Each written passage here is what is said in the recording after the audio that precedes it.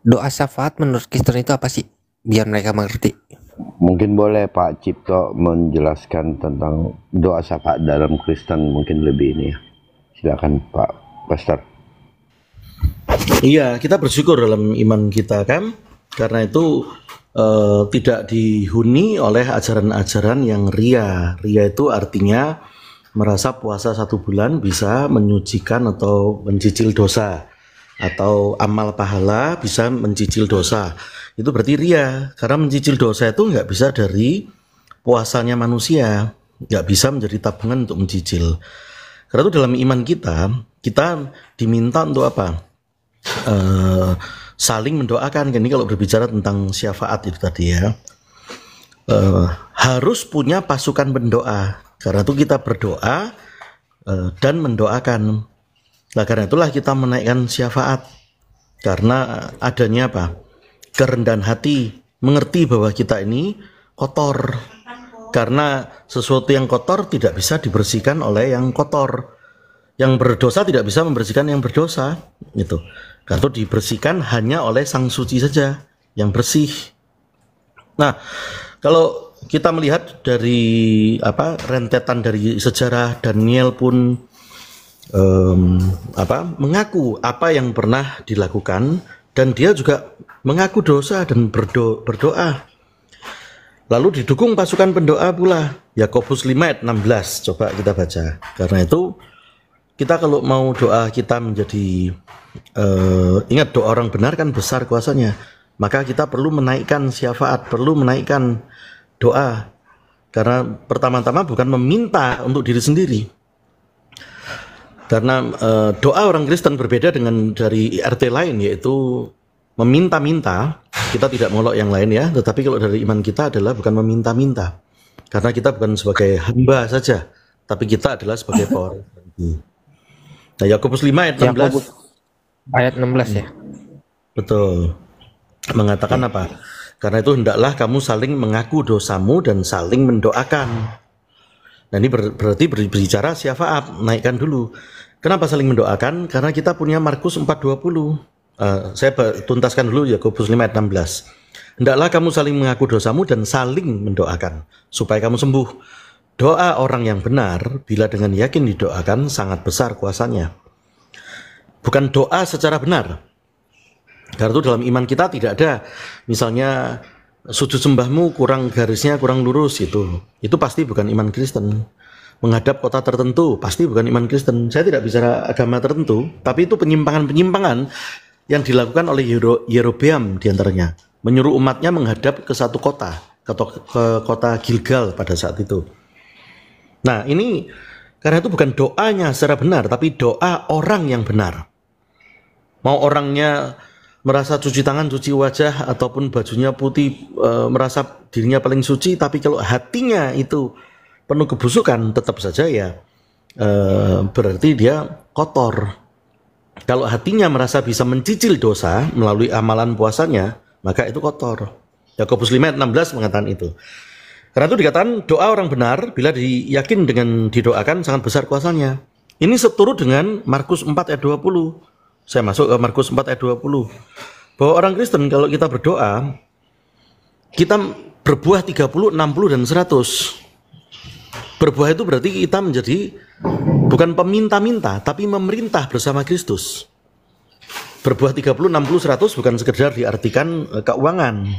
Tetapi lebih dari itu. Naiknya adalah apa? Naiknya otoritas kita. Dalam bahasa Ibrani, berbuah 30 itu adalah lameh, artinya latihan. Berbuah 60 itu adalah sameh, artinya adalah kesuksesan. Dan berbuah 100 itu artinya adalah kof, yaitu memerintah bersama Kristus. Karena itu agama Kristen, iman Kristen bukan sekedar agama, tapi kita menjadi warga kerajaan. Kita dipandang bukan sekedar sebagai hamba, tapi sebagai keluarga. Allah kita, Elohim kita itu memandang umat, memandang jemaat itu bukan sebagai kalian budak-budaknya saya atau hamba-hambanya saya, lalu menulis di akun aku hamba Allah, di akun medsos misalnya. Itu kalau orang Kristen melihat itu mengelus dada, berarti orang itu sekedar stopnya sebagai hamba saja. Kalau hamba boleh nggak menjadi berbuah 100, artinya memerintah, mendoakan yang lain memerintah bersama Kristus? Nggak boleh. Karena dia sendiri meminta. Nah, karena itulah, jika kita berdoa dengan kapasitas sebagai peminta, dengan kapasitas sebagai sekedar hamba, jika kita stop hanya sekedar sebagai hamba, maka tidak akan diperkenan. Doa sebagai pengemis tidak akan diperkenan. Doa sebagai tidak mengerti bahwa kita diangkat jadi keluarga tidak akan diperkenan. Karena itu Markus 4 ayat 20 saya bacakan ulang. Dan akhirnya yang ditaburkan di tanah yang baik ialah orang yang mendengar dan menyambut firman itu lalu berbuah. Ada yang 30 kali lipat, itulah lameh dalam bahasa Ibrani. Ada yang 60 kali lipat dan ada yang 100 kali lipat. Karena itu kita saling mendoakan karena dalam diri kita ada otoritas di dalam situ. Ibaratnya kalau sekedar hamba, pengemis tidak bisa menolong pengemis, kasarnya begitu. Tetapi kalau dalam iman kita bukan dijadikan pengikut, tapi jadi raja, bukan pengemis, bukan jadi peminta, tapi jadi pemberi, bukan jadi sekedar umat, tetapi menjadi keluarga, menjadi anak pewaris janji. Anak bukan berarti Allah Kristen beranak pinak, itu tidak, tapi kita menjadi punya warisan. Lalu dalil berikutnya tentang doa syafaat itu di 1 Timotius 2 ayat 1. Coba kita buka, saya bacakan dalam kalimat lengkapnya. 1 Timotius 2 ayat 1. Nah, pertama-tama aku menasihatkan, naikkanlah permohonan, doa syafaat, dan ucapan syukur untuk semua orang. Sebab itulah kita berhak untuk melakukan itu dan berwenang untuk melakukan itu, karena adanya otoritas kita sebagai pemberi, otoritas kita sebagai raja, otoritas kita sebagai imam. Karena itu 1 Petrus 2 ayat 19 mengatakan kita ini imamat rajani. Jadi kalau kita Kristen tapi lalu mengakunya sekedar stop sebagai agama, sekedar stop sebagai hamba, itu berarti tidak ngerti kalau kita diangkat, tidak ngerti kalau kita sebagai pemilik otoritas.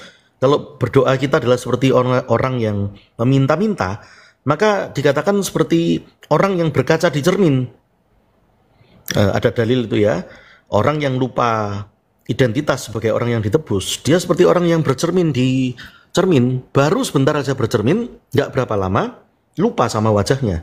Baru jalan beberapa meter, lupa lagi bagaimana tampang dia. Karena itu kita nggak boleh lupa bahwa identitas kita tidak seperti RT lain, bukan sekedar hamba.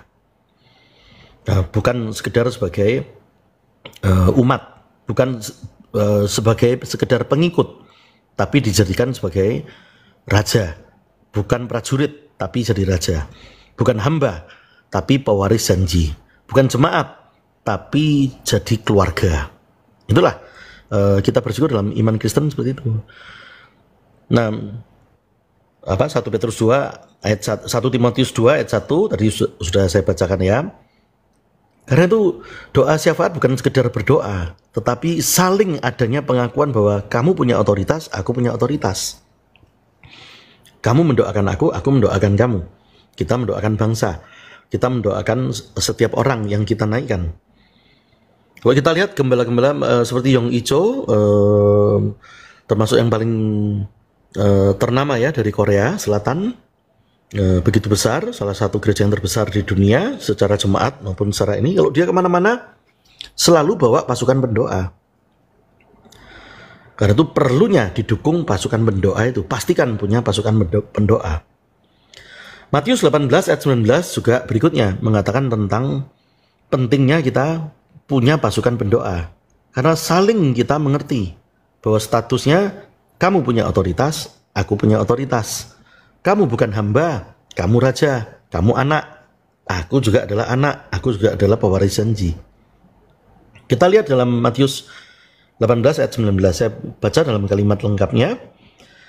Dan lagi aku berkata kepadamu, jika 2 orang daripadamu di dunia ini sepakat meminta apapun juga, permintaan mereka akan dikabulkan oleh Bapakku yang di surga.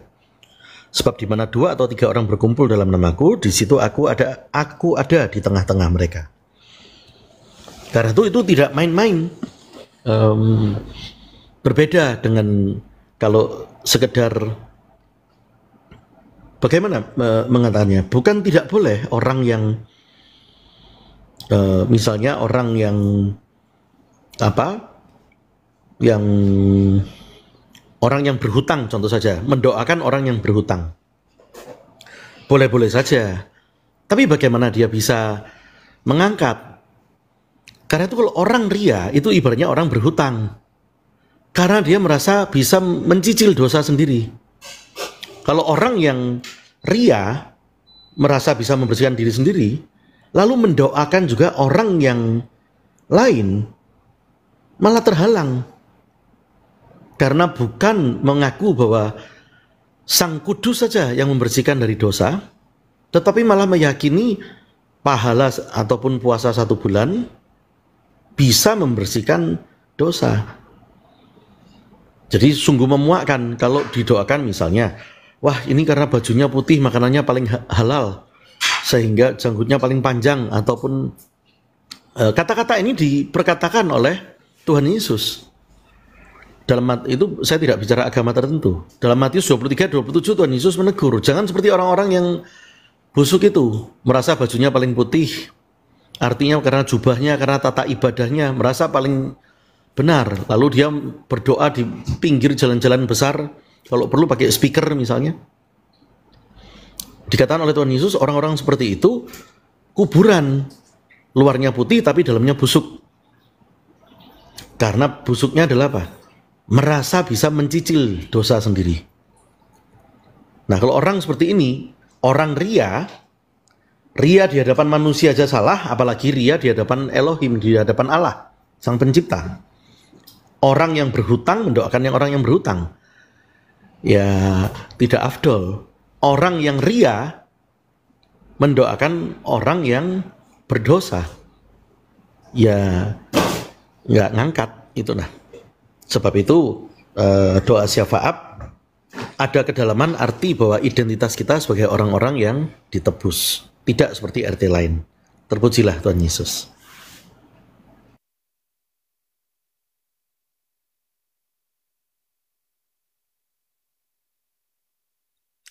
Terima kasih Pastor Cipto. Oke, Bang Duren. Ya, Bang Pendi. Silakan, Bang. Enggak, itu doa syafaat apakah ketika orangnya masih hidup atau ketika dia orang sudah meninggal? Kalau menurut Pak Cipto. Jadi misalkan gini nih, orang sudah meninggal tapi dia bisa mendoakan syafaat. Apakah seperti itu? Menurut Kristen? Ya, karena itu kalau dalam iman kita kan mengerti ya, bahwa antara orang yang sudah wafat dengan yang sudah dengan orang yang hidup, maka tidak ada hubungan itu tadi. Tidak bisa kita berdoa kepada orang yang itu sudah pasti tidak boleh, karena itu bukan Elohim kita. Namun dalam segala rincian tata ibadah kita harus saling rendah hati. Misalnya tentang bernyanyi saja, apakah bernyanyi itu tepuk tangan ataukah cukup diam-diam? Nah, kalau dalam hal ini misalnya kalau Katolik kan tidak menggunakan band, full band, tapi kalau yang karismatik misalnya menggunakan full band. Lalu mari bertengkar yuk, mumpung iseng kita. Yang benar pakai full band atau enggak full band. Nah, tidak perlu. Itu hanya berbeda tata ibadah saja, tapi tetap satu rumah tangga. Kekristenan terlalu pintar untuk bisa diadu domba. Maksud saya gini, Pak Cipto. Kan mereka kan percaya nih kalau nabi mereka itu bisa mendoakan syafaat. Nabi mereka kan sudah meninggal. Gitu loh. Apakah di Kristen bukan mendoakan, Bang, mati, memberikan syafaat. Memberikan syafaat gitu loh. Apakah di Kristen ada konsep seperti itu, memberikan syafaat? Jadi dia sudah meninggal nih, tapi dia bisa memberikan syafaat kepada orang lain. Di Kristen ada gak? Saya nggak bicara denominasi, karena saya percaya Katolik pun nggak ada hal seperti itu. Ya, benar sekali, Pak Duran. Jadi kalau kita tidak bicara iman yang lain ya, RT lain, tapi kalau dalam iman kita nggak ada, apalagi junjungan palsu mendoakan manusia, sedangkan dia menyelamatkan diri sendiri nggak bisa. apalagi orang tuanya ataupun keluarganya, pamannya atau anaknya itu tidak bisa, maka bagaimana bisa orang banyak? Ibaratnya kalau orang mau menolong orang banyak itu kan diukur. Betul. Tidak usah bicara menolong orang banyak kalau kamu tidak bisa menolong orang tuamu sendiri. Tidak Betul. bisa menolong ibaratnya pamanmu sendiri atau istrimu atau tante atau anakmu. Kalau dalam sejarah banyak orang yang ngaku-ngaku nabi tapi ternyata dia menolong ibundanya sendiri atau orang tua ayahandanya sendiri tidak bisa untuk keselamatan kekal. Karena itu kalau yang fana itu menaikkan syafaat, yang junjungan yang sudah mati tidak pernah bangkit-bangkit lagi. Tuhan Yesus mengatakan, kamu semua itu dari bawah, aku dari atas. Yohanes 8 ayat 23. Tuhan Yesus berkata itu. Kalau yang dari bawah merasa bisa menyelamatkan dengan syafaatnya, sedangkan dia sendiri menyelamatkan diri sendiri, tidak bisa. Jangan pernah mengaku nabi sempurna. Semua orang boleh asal mengecap gitu ya. Itu di Arab kan ada yang mengaku nabi paling sempurna, punya kitab tertentu, kitabnya sempurna, imannya sempurna. Betul. Saya tidak bicara agama tertentu, itu kejadian di 10 tahun lalu, 2014, ada orang ngaku dari Arab sebagai nabi sempurna, iman sempurna, sudah tangkap polisi. Bagi orang Kristen, melihatnya gampang, ada nggak nubuatan Allah atas orang itu akan hadir, menjadi nabi atau rasul, melalui perkataan nabi-nabi terdahulu di kitab-kitab terdahulu? Ternyata nggak ada, buat orang Kristen semudah itu. Maka bagi orang Kristen semudah gini, boleh saja kamu ngomong dirimu paling sempurna, tapi orang ngukurnya gampang. Kamu kalau mau menolong orang banyak, mau mengklaim dirimu sempurna, kita lihat keluargamu. Bisa nggak kamu menyelamatkan keluargamu? Kalau itu aja nggak bisa, jangan mengubah dunia. Ibaratnya ada seorang jenderal berkata kepada seorang perwira. Seorang perwira berkata, bangun pagi nih, militer, saya akan mengubah dunia. Kata jenderal itu, sebelum kamu mengubah dunia, ubah dirimu sendiri, tata kasurmu sana. Makanya kalau prajurit bangun pagi kan harus menata kasur, itu harus disiplin. Karena itu jangan berkata aku sempurna, menyempurnakan sedunia. Ya bagi orang Kristen ngakak kalau mendengar itu, kalau melihat kamu sendiri tidak bisa menyelamatkan orang tuamu sendiri ataupun keluargamu sendiri. Itu tadi. Demikian, Duran. Ya, terima kasih Pak Cipto atas penjelasannya yang sangat-sangat bermanfaat.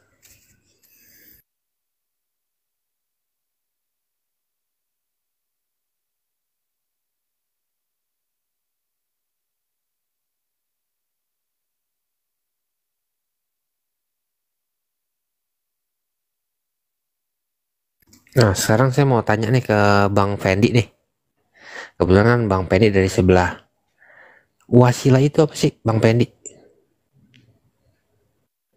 Gak tahu saya. Gimana? Gak tahu. Jadi ada satu hadis ya. Ya. Jadi si M ini, nabi mereka ini, itu mengharapkan wasilah dari umat sebelah, dari umatnya. Agar dia kayak semacam mendapat, ketika wasilah itu didapat, dia baru bisa memberikan syafaat. Maka itu saya tadi mau tanya tentang wasilah. Apakah wasilah itu ada di dalam Quran? Hal-hal yang begituan itu sepertinya adanya di hadis. Nah, tapi lagi-lagi kita takut menjawab. Bukan saja kita ya. Mereka sendiri tidak berani menjawab. Makanya tadi ketika dengan siapa tadi kita bicara ya? Khalid bin Walid. Bukan, yang sebelumnya itu. Yang dia sudah ada ya, nanti dia naik lagi katanya. Yang dia bilang bahwa dalam sebuah hadis semua umat Nabi Muhammad itu masuk dalam masuk surga. Ya, Kang Rahmat. Semua umat Nabi Muhammad bisa masuk surga. Saya tanyakan kepada dia, apakah Allah memberikan otoritas kepada Muhammad sehingga Muhammad bisa menjamin surga kepada pengikutnya? Nah, di surat keberapa? Di ayat yang keberapa? Di surat apa? Di ayat yang keberapa? Nah, bahkan umat Islam sampai detik ini sehari semalam berdoa, Allahumma sholli ala sayyidina Muhammad. Ya Allah, berikanlah salam sejahteramu untuk Muhammad. Wa ala alihi sayyidina Muhammad. Dan ya Allah, berikanlah salam sejahteramu untuk warga Muhammad. Wa ala ashabi sayyidina Muhammad. Dan ya Allah, berikanlah salam sejahteramu untuk seluruh sahabat Muhammad. Bahkan Muhammad sendiri berkata kepada putri yang sangat dicintainya, wahai Fatimah, beramallah banyak-banyak karena aku tidak bisa menyelamatkan engkau. Jadi bagaimana mungkin dia bisa menyelamatkan umatnya? Begitu. Nah, jadi mungkin wasilah itu, apakah dia mengatakan, apakah ini ya, dia meninggalkan dua hal kepada umat Islam. Disuruh berpegang pada dua hal, pada Al-Quran dan hadis. Nah, sementara Allah tidak pernah berkata seperti itu, dan Kang Rahmat tadi mengakui.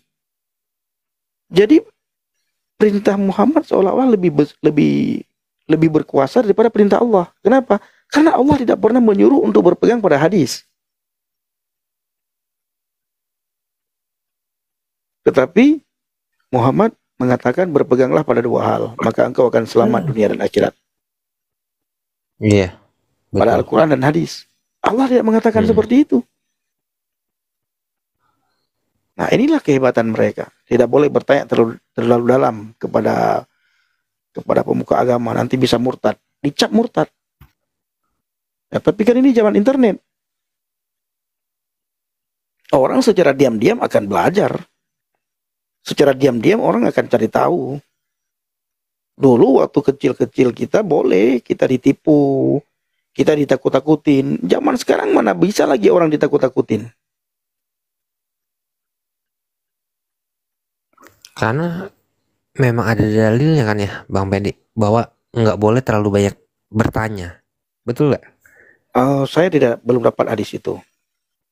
Ada sih dalilnya. Nah, saya mau tanya ya? ke Pastor Tito nih. Nah, untuk orang Kristen boleh gak dia bertanya banyak kepada pendeta atau kepada komunitasnya gitu loh, Pastor Tito? Ya, kita bersyukurnya dalam iman kita sangat malah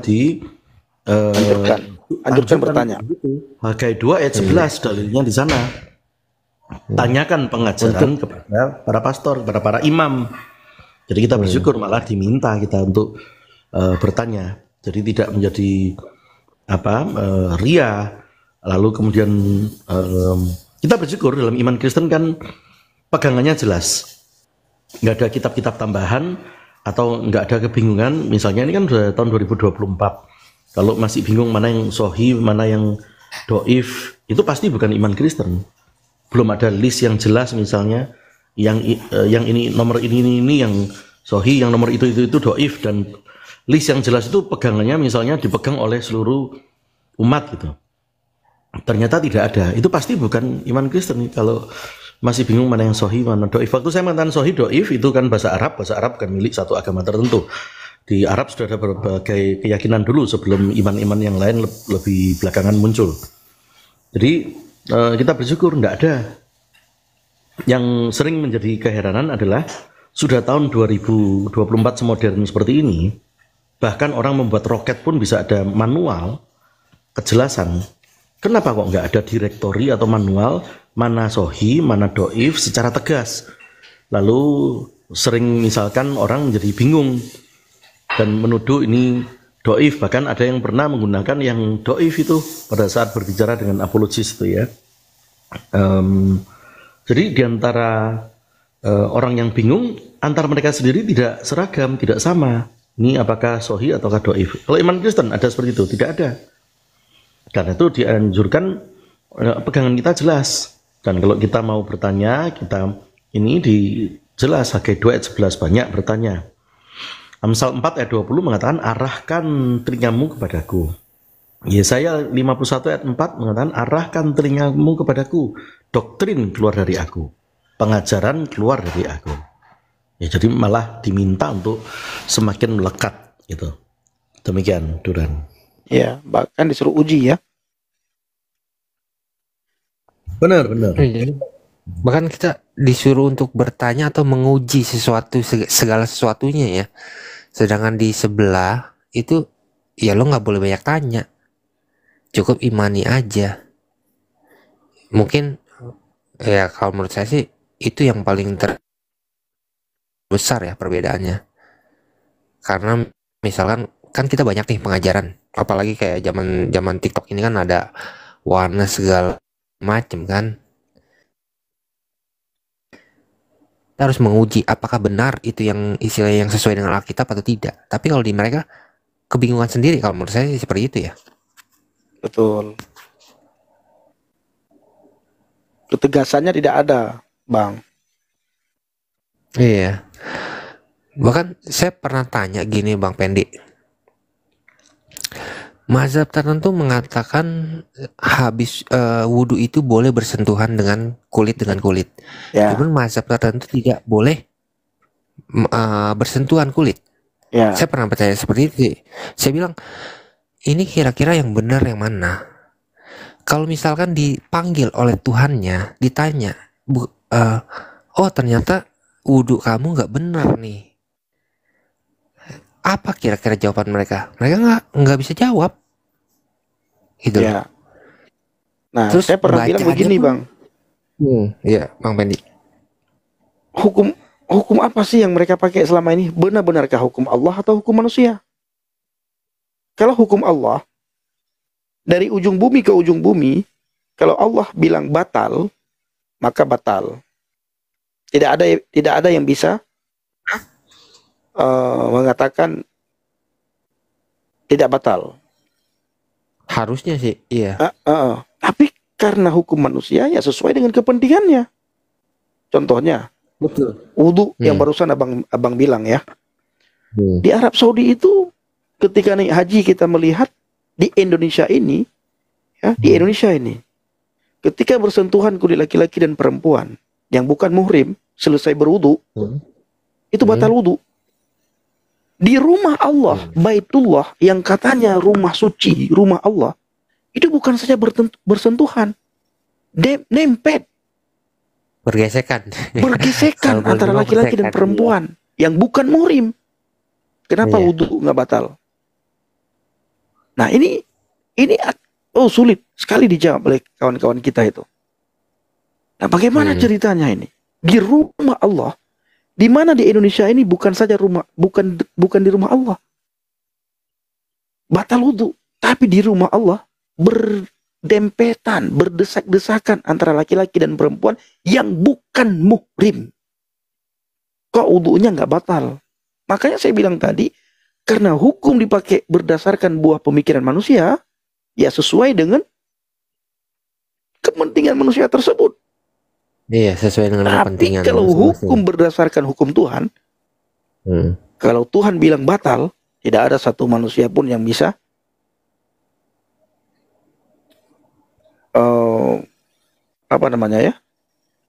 kalau Tuhan bilang tidak batal, tidak ada yang bisa membatalkan. Saya pernah, yang paling menarik sih gini Bang Pendi ya. Saya pernah dengar dari kesaksian Murtadin, saya lupa namanya. Dia bilang begini, saya bingung, dia bilang gitu, perintah sholat ada, tapi perintah wudhu nggak ada. Karena perintah wudhu kalau kita emang telusurin itu cuma ada di Al-Maidah. Al-Maidah itu kan kira-kira surat-surat terakhir. Berarti selama di Mekah, dia bilang begitu ya, selama di Mekah itu nabi sebelah itu nggak pernah wudhu karena perintahnya belum ada. Saya pernah juga bertanya seperti itu kan sama orang-orang sebelah. Saya bilang, kok perintah wudhunya belum turun tapi sholat udah turun. Sedangkan wudhu itu sholat itu tanpa wudhu kan nggak sah menurut mereka ya, menurut fikih mereka, ya kan. Tetapi memang benar, kalau saya telusurin memang benar. Perintah sholat itu ada di surah Al-Alaq. Al-Alaq itu kan surat-surah awal, ya kan? Ya. Di Madinah. Itu sudah ada kata sholat. Tetapi wudhunya itu baru muncul di Madinah. Bagaimana mereka istilahnya apa? Mensinkronisasikan hal tersebut. Lagi mereka nggak bisa jawab. Kalau menurut saya sih begitu. Al-Isra itu kan turun kan, ya taruhlah di awal-awal hijrah ya. Tapi kan wudhu ini kan di akhir-akhir setelah si Nabi sebelah ini pengen meninggal. Jadi memang ada kerancuan. Kalau saya kan suka berpolemik sama mereka. Saya bilang bagaimana mungkin sholatnya sudah turun tapi wudhunya belum turun. Dan lebih anehnya lagi, tayamumnya lebih turun dulu tayamum daripada wudhu. Saya bilang seperti itu. Apa jawabannya? Bingung mereka, nggak bisa jawab gitu. Iya, tayamum itu kan turun di surah An-Nisa, yang janganlah engkau sholat dalam keadaan mabuk. Nah, Ya. kalau kita lihat kan dalam keadaan mabuk itu kan berarti kan sebelum perang Uhud itu kan masih diperbolehkan. Benar nggak Bang Pendi? Ya. Ya kan? Nah, kalau kita ambil timelinenya itu perang Uhud itu alkohol sudah disingkirkan. Walaupun saya ada bukti bahwa Haji Wada itu nanti si Nabi sebelah itu akan istilahnya benar-benar mengharamkan. Tapi nanti di Umar di posisi Umar baru akan benar-benar diharamkan semua alkohol. Tapi kalau kita lihat perang Uhud itu kan jauh sebelum Haji Wada. Jadi bagaimana mungkin tayamumnya turun dulu tapi wudhunya belum turun? Itu yang jadi pertanyaan besar buat mereka. Sampai sekarang mereka nggak bisa jawab. Mungkin mereka merasa mereka bisa jawab, cuman Takut. ya dari data yang saya punya sih mereka belum bisa jawab. Karena kenapa? Saya keluarkan semua. Oke. Wudhu belum turun, kenapa tayamum belum turun? Saya keluarin tuh hadis-hadisnya, storynya, bahwa yang mabuk itu kan si Ali, bener gak Bang Pendi? Siapa? Ali bin Abu Thalib. Dia kan mabuk, lalu ketika dia mabuk dia menjadi imam di ketika sholat, lalu bacanya terbolak-balik, lalu keluarlah itu An-Nisa. Tapi di Al-Maidah belum keluar nih wudhu, belum keluar, belum turun nih perintah wudhu. Makanya itu saya selalu fokus kenapa tayamumnya dulu yang pengganti wudhu turun, tetapi wudhunya belum turun. Mereka kebingungan di situ kebanyakan. Nah, dulu saya pernah bertanya mengenai surat apa barusan? An-Nisa ya. Tentang Janganlah kamu mabuk. janganlah kamu sholat dalam keadaan mabuk. Ya. Iya, dalam keadaan mabuk. Saya pernah bertanya itu. Saya bilang begini. Tidak mungkin orang mabuk itu melaksanakan sholat. Itu tidak mungkin. Orang mabuk tersebut jangankan melaksanakan sholat. Saya bilang. Ini dalam pertanyaan saya di saat kami pengajian di pesantren dulu ya. Saya bilang, Ustadz, ini bagaimana maksudnya? Janganlah sholat kamu dalam keadaan mabuk. Karena tidak mungkin orang mabuk itu sholat. Itu tidak mungkin. Karena orang mabuk itu jangankan untuk melaksanakan sholat, pulang ke rumah saja dia tidak tahu jalannya. Betul, iya. Iya kan? Dia tidak akan tahu jalannya. Nah. Itu jalan pulang ke rumahnya tidak tahu. Bahkan kita banyak dapatkan orang mabuk itu tidur di jalan, tidur di kandang, mabuk-mabukan. Nah, ternyata Ustadz saya berkata, itu yang dimaksud Pendi, jangan kamu sholat dalam keadaan mabuk. Ketika kamu membaca doa-doa dalam sholat, kamu tidak tahu artinya apa yang membaca. Itu saya baru dapat dari abang. Bang Duran bilang bahwa siapa? Sayyidina Ali. Iya, Ali bin Abu Thalib dia mabuk, lalu dia membolak-balikan bacaannya dibolak-balik sama dia. Jadi buat bacanya itu kami menyembah apa yang kamu sembah. Gitu. Hadis apa itu, Bang? Iya. Kenapa? Hadisnya itu di Tirmizi 2952. Bentar. Iya, itu asbabun nuzul daripada An-Nisa 43. Oh, hadis Tirmizi 2952. Nah, jadi iya. Jadi ketika Ali ini 2952. mabuk, iya, ketika Ali ini mabuk, dia membaca bolak-balik bacaannya, tetapi wudhunya belum turun nih. Itu yang jadi tanda tanya besar buat saya. Kenapa wudhunya belum turun? Wudhu kan di surah Al-Maidah ayat 6 ya, Bang Pendi, kalau nggak salah. Al-Maidah ayat 6 kan itu kan surah-surah terakhir. Istilahnya ketika si M itu akan meninggal. Kenapa tayamumnya yang jauh lebih apa ya? Lebih dulu turun gitu loh. Karena kalau kita bicara konteks perang Uhud ini kan mungkin sekitar 4 tahun setelah hijrah ya. Mungkin 2 tahun setelah, iya kan, 2 tahun setelah perang Badar kan. Mungkin kalau tayamum itu turun, kemungkinan ini Arab Saudi kan padang pasir, airnya susah. Nah, jadi, itu jawaban mereka. Jawaban mereka seperti itu. Tapi saya bilang begini. Kemarin ya kalau nggak salah berapa hari lalu saya bilang gini. Mungkin nggak lo mengganti duit yang akan lo pinjam, tapi duit itu belum lo pinjam. Betul. Ini bang. Ini kan ayat yang dirimu bilang. Ini nih Bang Nabi tulis ini. Al-Hijr ayat 6. Udah cukup di situ baca, jangan dibaca selanjutnya. Iya, orang gila. Ini berdasarkan teman-teman muslim tidak ada. Kita jangan bahas lagi. Saya jadi teringat waktu saya di pesantren. Takutnya nanti saya kebawa arus ambang ini, ya. Benar, saya jadi ingat nih apa yang pernah saya pelajari. Saya jadi ingat. Salah satunya adalah surah An-Nisa itu. Pertanyaan saya ke situ. Ustaz saya berkata, ya begitu Pendi, dan semua teman-teman muslim juga kalau dia belajar di pesantren dia akan jawab begitu, karena tidak mungkin orang mabuk itu salat. Dan ternyata asbabun nuzul ayat tersebut adalah ada di hadis Tirmizi 29 ayat 52. Saya baru dapat ini. Nah kalau saya ikutin arus abang, nah saya bisa kena ini. Makanya saya bilang tadi Bang, di sini hati-hati ya, abang jangan gas. Saya suka ikutin orang abang di tempat-tempat lain itu. Saya ikutin, saya pakai akun lain, tapi saya pakai akun lain supaya tidak ditarik untuk belajar sebentar. Kalau saya juga kalau ada tetangga sebelah, saya selalu nanya yang istilahnya pondasi mereka dulu. Kayak kemarin saya bicara tentang apa gitu sama Maupur Rohman kan, dia kan bilang lu nyembah Tuhan yang mati. Dia bilang gitu kan, lu nyembah Tuhan yang mati. Saya bilang, apakah Tuhan lu nggak mati? Saya bilang begitu. Tuhan lu mati. Saya bilang gitu kan. Saya keluarin dalilnya tuh Bang Pendi. Saya keluarin dalilnya 2888. Saya bilang 2888 dikatakan apa? Semua akan binasa kecuali wajahnya.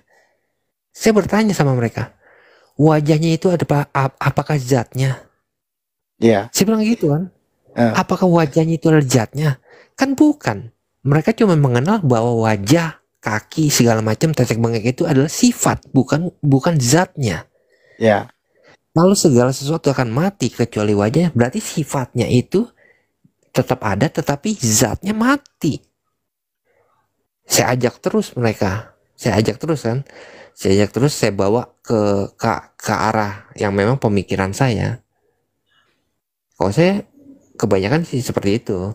Saya ajak mereka, saya ajak pelan-pelan yang kira-kira yang mereka harus mengakui bahwa itu adalah argumentasi saya, dan argumentasi saya bukan tidak ya, bisa mereka benarkan. Seperti itu sih Bang Pendi. Betul. Jadi mereka sudah takut duluan kalau abang pertanyaan abang seperti itu.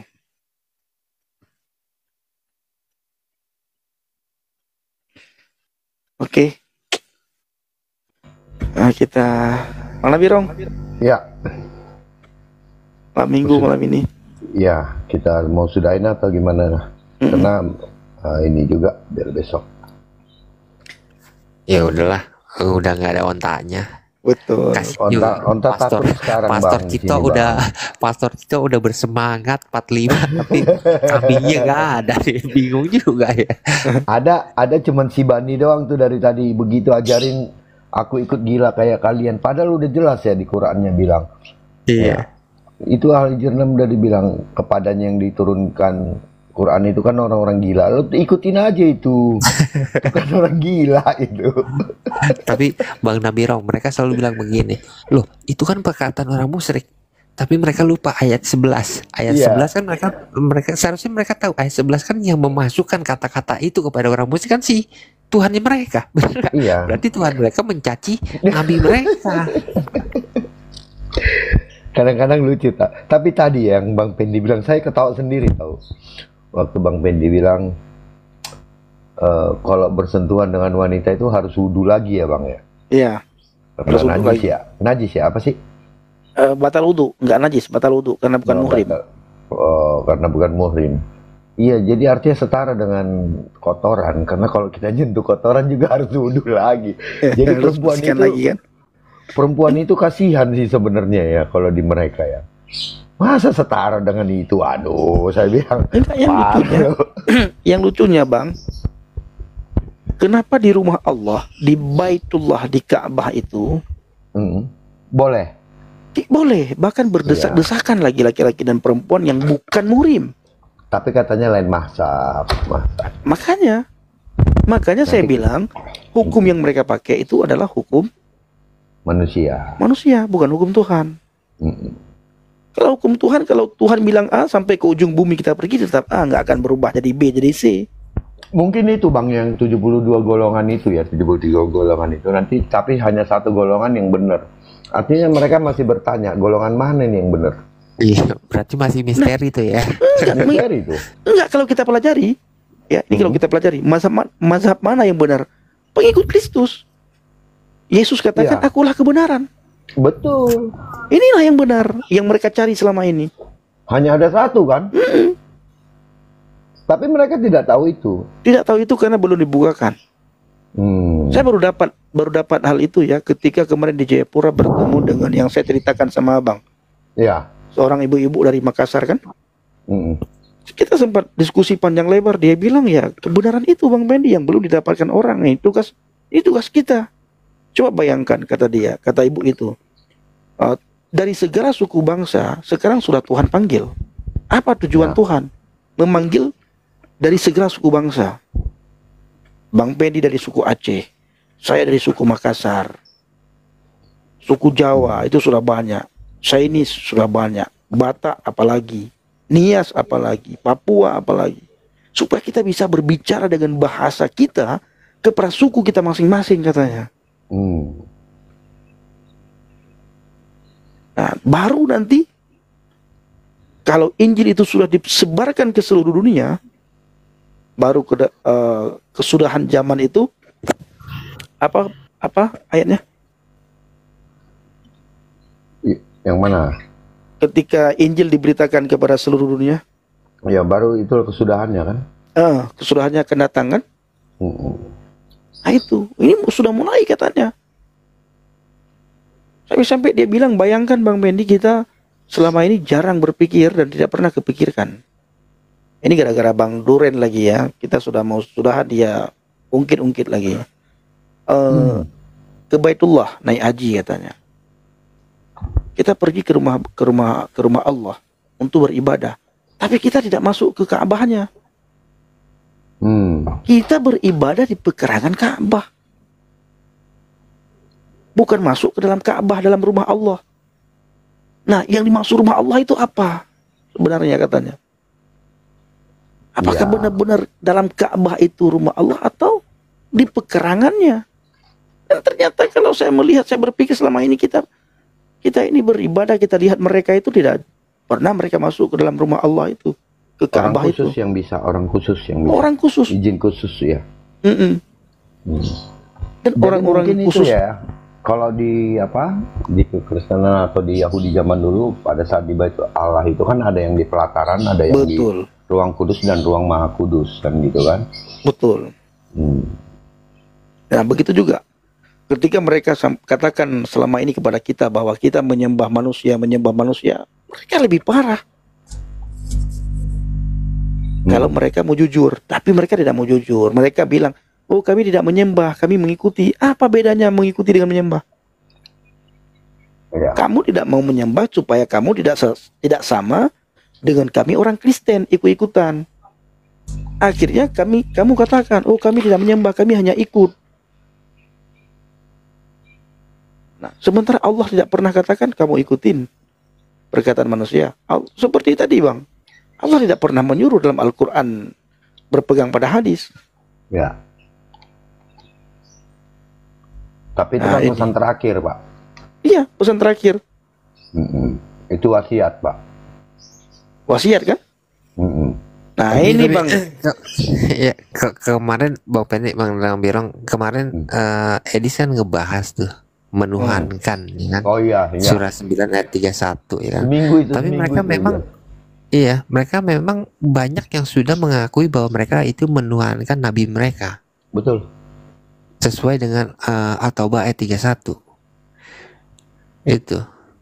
Memang saya juga ngeliat kadang-kadang, bukan kadang-kadang, memang logikanya si Edis itu boleh dibilang out of the box. Kalau saya bilang memang bagus. Jadi saya juga sebelum zaman TikTok saya sudah ngikutin dia juga. Memang apa yang dinarasikan dia memang itu udah tepat untuk menghajar mereka sendiri.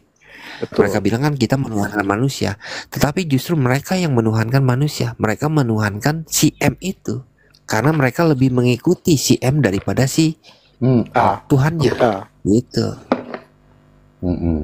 Bayangkan aja bang videonya ya, di video selawat itu lebih banyak orang nonton daripada zikir kepada Allah.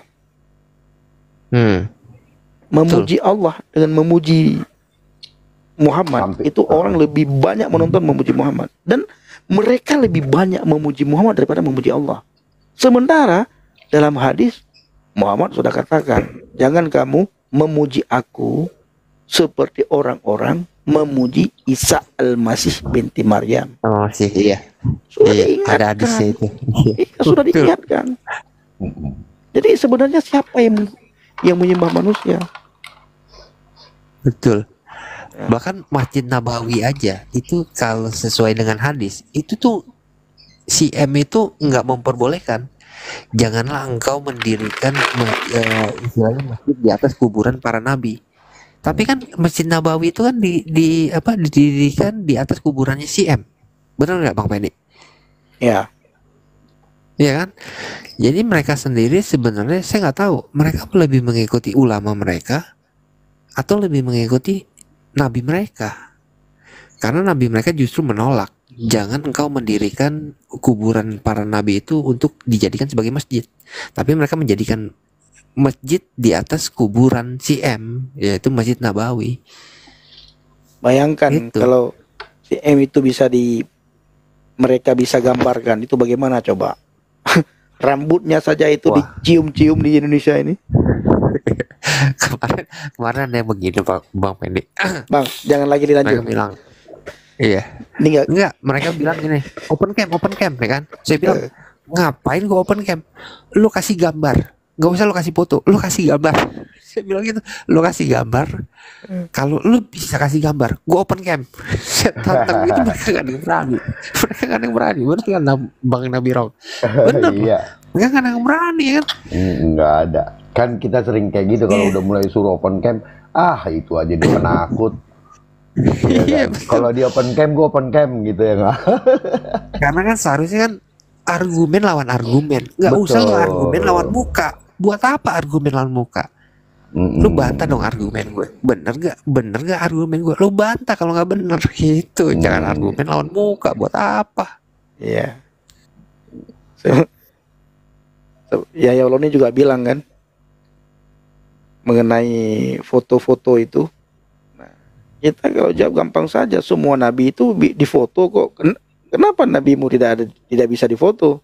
Siapa sebenarnya dia? Yang tidak bisa dilukis itu hanya Allah. Yang tidak bisa dilukis. Nabi-nabi yang lain lucunya gini Bang Pendi. sebelum Nabi Ya, Muhammad, lucunya Nabi Musa dilukis, Nabi Syuaib, semua nabi. Ada itu di lukisannya. abad ke-11, kalau nggak salah abad ke-11 itu nabi mereka dilukis loh. Ada ya? Di abad ke-11 ada yang lukisan itu. Yang lukisan lagi apa? Lagi bawa selendang terus ada batu kan. Itu memang benar-benar lukisan orang-orang mereka. Itu di abad ke-11. Tapi kenapa di abad sekarang mereka melarang? Saya bingung juga. Itu Ya. orang-orang kalau nggak salah orang Turki atau orang apa ya? Ya, Bang gini. Nabilong pernah ini nggak? Pernah Ya, lihat nggak gini, lukisan gini, yang Bang. CM itu? Nah, Ya gini Bang, nantinya kalau ibaratnya itu diberikan, dijadikan lukisan itu nanti itu tidak sesuai dengan ciri-ciri yang digambarkan dalam hadis. Karena penggambaran mereka selama ini kan dia adalah orang yang tampan, orang yang bersih, orang yang wah sangat inilah gitu ya. Digambarkan itu sangat ya mungkin opa-opa Korea kalah keren lah gitu ya. oplas dong kalau Pak Korea. Iya, maksudnya kalah keren. Ini tanpa oplas sudah keren gitu loh artinya. Tetapi ketika ada penggambaran di hadis dan lain-lain kan akhirnya kan menjadi tidak sama, Pak. Gitu. Nah, itu mungkin juga supaya tidak Rancu ya, supaya nggak rancu kali ya. Iya, kalau Alkitab begini ya. Yesus duduk di sebelah kanan Elohim kan. ya. Nah, kita lihat Ya, di betul. rumah-rumah muslim itu. Nama Nabi Muhammad disandingkan dengan nama Allah. Ya. Ya, Kemarin Bang. Edi sempat bahas itu. Iya. Edi sempat bahas itu. Nah, dulu Bang, waktu kecil-kecil saya ya, Hmm. itu nggak boleh Bang. Nggak boleh ya. Tidak boleh. Walaupun nama, walaupun kaligrafi nggak boleh ya. Nggak boleh Bang. Harus nama Muhammad itu agak ke bawah. Allah lebih ke atas. Iya. Lebih tinggi sejengkal lah. Sekarang nggak ada lagi. Sudah disejajarkan. Sejajar ya.